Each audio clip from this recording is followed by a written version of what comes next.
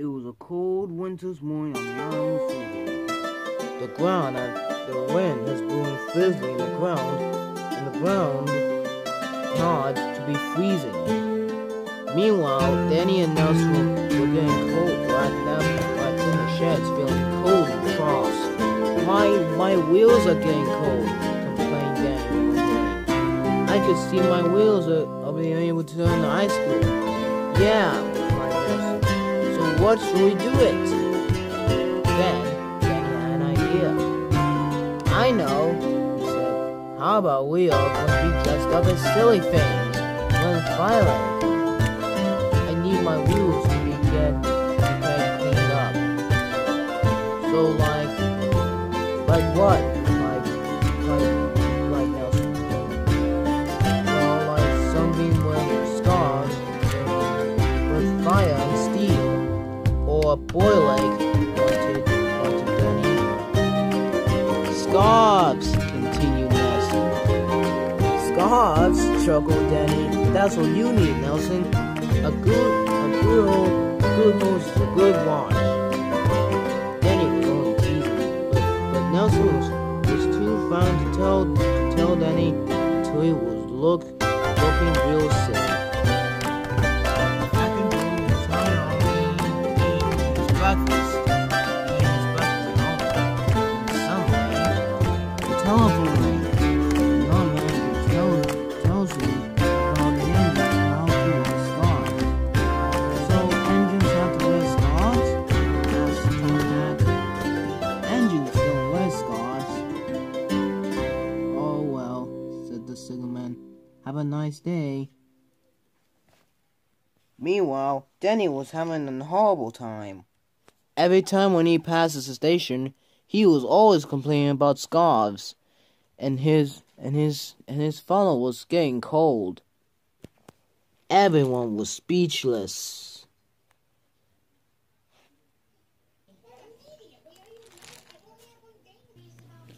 My funnel's cold, he huffed. I want a scarf. Rubbish, said Henry. Engines don't wear scarves. Well, engines do wear scarves, huffed Nelson crossly. Will you look like an old-fashioned engine like you, Henry, and you really have an old special funnel. Before I could say another word, Nelson puffed away. Engines will need to get real scarves now soon, replied Henry. Meanwhile, at the station, all the passengers and even the fat controller were watching. All the people were getting for the soap, and with scarves too. And they didn't even know that Nelson was coming down on the line any minute. Nelson was having a splendid one. He was puffing right through and onto the icy bit of track. But the porters didn't hear him either. Nelson gave it such a fright, and boxes of bags flew everywhere. Whoa.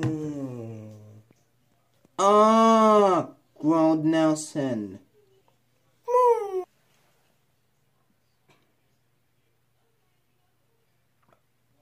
Ah.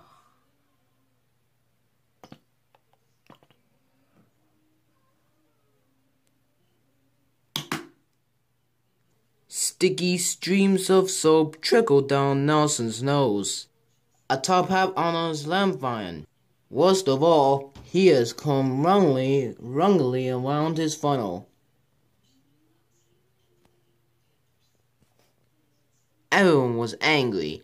So Tom had seized the top hat. Mine, he said. Nelson, look at this. Yes, sir, I am, sir.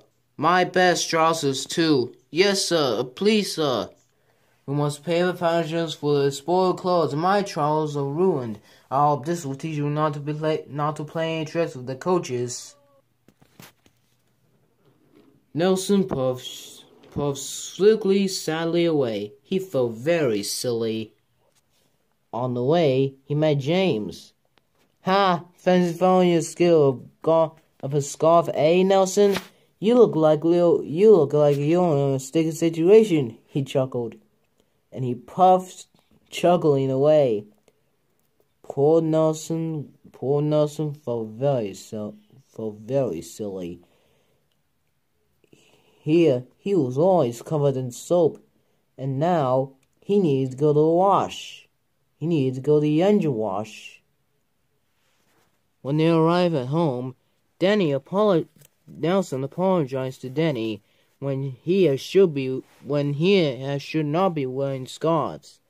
"I'm so sorry," he said to apologize to Denny. "I really didn't mean to. It was just only an accident, that's all." "Oh, it's okay," smiled Denny. "We are totally happy that you and I will be friends again. Understood that?" "Of course we will," said Nelson. "We are totally happy. Really totally happy." Danny agreed that this was really the engines would not be able to wear scarves after all.